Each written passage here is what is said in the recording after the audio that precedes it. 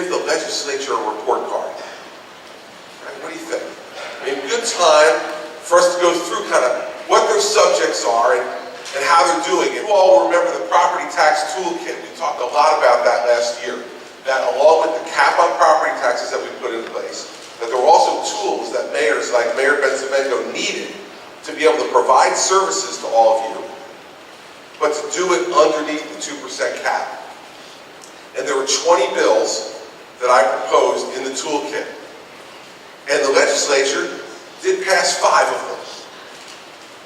Gotta give them credit for that. So they get credit for 5 of them.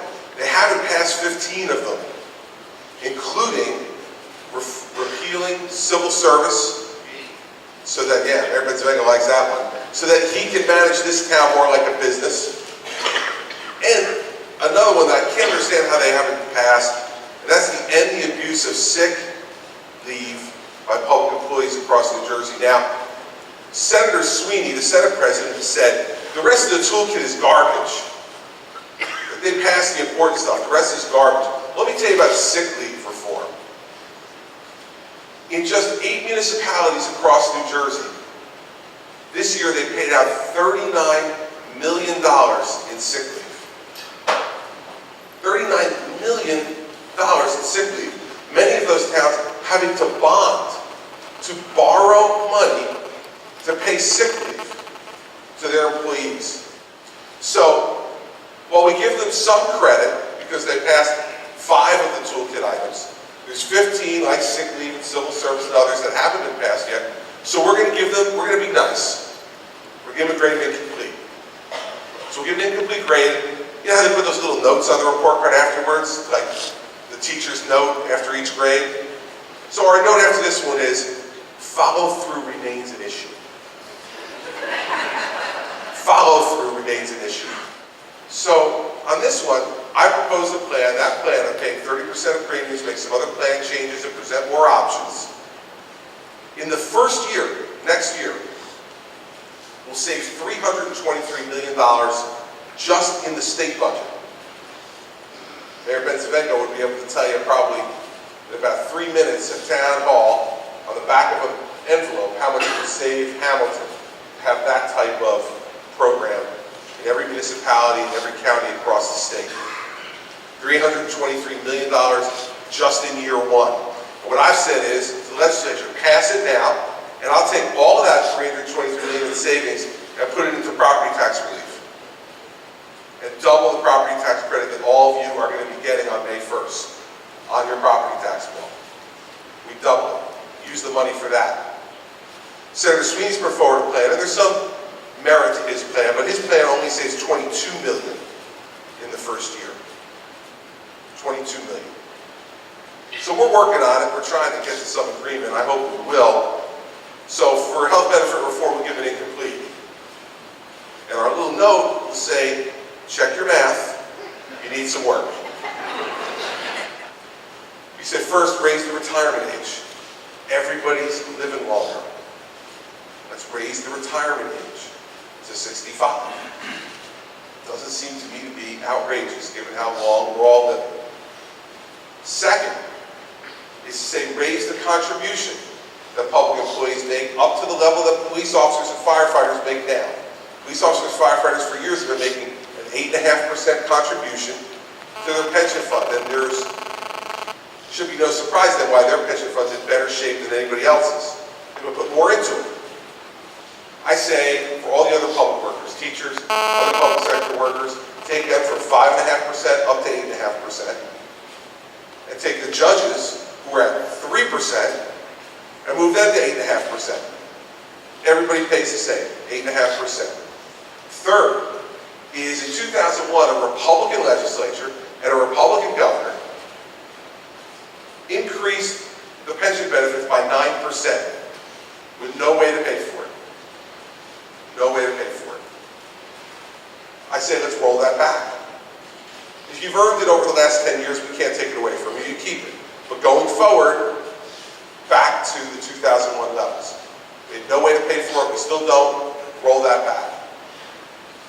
Fourth is to eliminate COLAs, cost of living adjustments on pensions. There's 65 days left.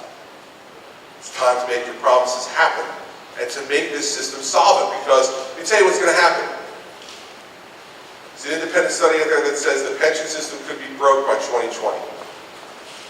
2020, everybody, that's 9 years from now. We don't have time to waste. People who came before us wasted all the time and made all the empty promises. It's our turn to clean up after this mess, and that's what we have to do. So, on pension reform, we can give it incomplete also. We don't want to be mean. We can give it an F because we haven't done anything, but then I'd be accused of being mean. I don't want to have that. So we'll give it incomplete, and our note will say work remains behind schedule. I know it's really hard to believe that New Jersey government would need any ethics reform. I know you have a hard time believing that. It's because for 7 years I was putting Republicans and Democrats in jail 2 at a time. As U.S. Attorney, shouldn't make you think that we need any ethics reform. I proposed a whole package of ethics reform. In September, not one of these proposals has even gotten a hearing in either house. What's that tell you about this legislature and how much they really care about ethics reform?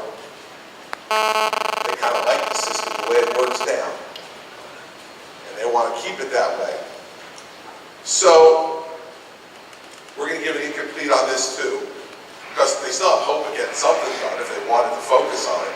And our comment will be, demonstrates a complete disinterest in the subject matter. 3 years and 1 day, lifetime job guarantee, absent some criminal act. If you think I'm kidding, here's the proof of it. There's 150,000 or so teachers in New Jersey. In the last 10 years, how many teachers have been removed, lost their tenure, and fired due to incompetence? Okay. 1.5 million chances, right? 10 years, 150,000 teachers a year. 17 times. 17 times in 10 years. So, on education reform, we'll give it incomplete. But our note will say, interest in this topic is unclear. So I said, give me veto authority over these independent authorities. We'll take responsibility in the governor's office. Let us ride herd over this. They were all outraged when it happened, applauded me for doing my work, but now I've kind of realized, well, geez, if we let them do that with everything, where will all of our incompetent friends go to work? How will we give benefits to our campaign contributors? Uh-oh. Time to drag our feet. So we put that forward. We'll give it incomplete for that as well, since they still can act. Our comment for that one will be, failure to focus on prevention of waste and abuse is of great concern. We put forward these reforms last spring. Still nothing done. And this affects property taxes and development in your towns in a significant way. So we'll give it incomplete for that too. This one, well overdue, but partial credit remains a possibility. Since this program began this past summer, 2 of the people who were released early without any review by the parole board, because it's mandated by this law, committed murder.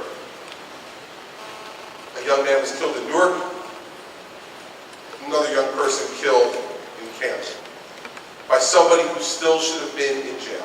We're just going to mark that one incomplete and past due.